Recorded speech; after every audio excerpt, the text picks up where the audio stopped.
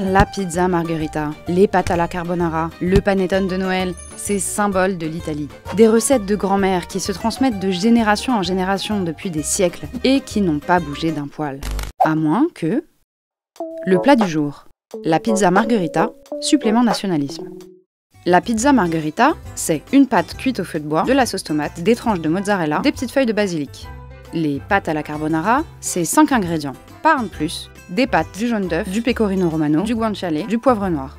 Si la cuisine italienne est si réputée, c'est bien sûr parce qu'elle est délicieuse, mais aussi parce qu'elle repose sur des règles strictes.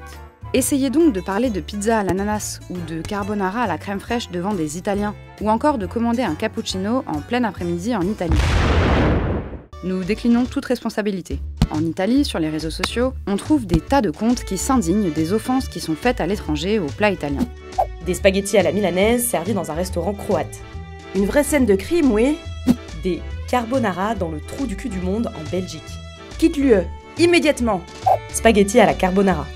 Qu'est-ce que c'est que ce bordel? Mais dénoncez ces gens à la police! Dont les recettes se transmettent depuis des temps immémoriaux. Vraiment. En réalité, cette tradition raffinée est assez récente. Il y a un siècle, la population italienne était majoritairement pauvre et paysanne. Les plats qui nous semblent emblématiques n'étaient pas répandus dans tout le pays, et surtout, leurs recettes n'étaient pas nécessairement celles que nous connaissons aujourd'hui. Jusqu'au début du XXe siècle, par exemple, on ne mangeait des pâtes que dans le sud de l'Italie. L'homme qui a entrepris de démonter les mythes de la gastronomie italienne, c'est lui, l'historien Alberto Grandi. Et le moins qu'on puisse dire, c'est qu'il n'a pas très bonne presse en Italie. D'après Grandi, la pizza margherita telle que nous la connaissons est née aux États-Unis, où de très nombreux Italiens avaient émigré pour fuir la pauvreté.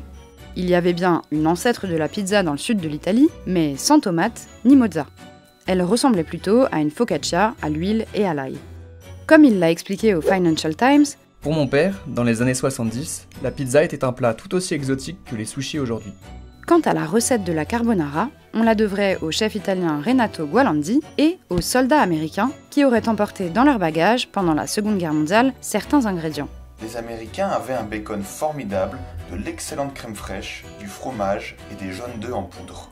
Bien sûr, il est difficile de déterminer avec exactitude le parcours d'un plat populaire. Mais ce qui est certain, c'est que jusqu'à la moitié du XXe siècle, les Italiens se nourrissaient principalement de potage, de légumes secs, de pommes de terre ou de polenta. Et puis, la cuisine italienne reste tout aussi savoureuse, sans se convaincre qu'elle existe telle qu'elle de toute éternité.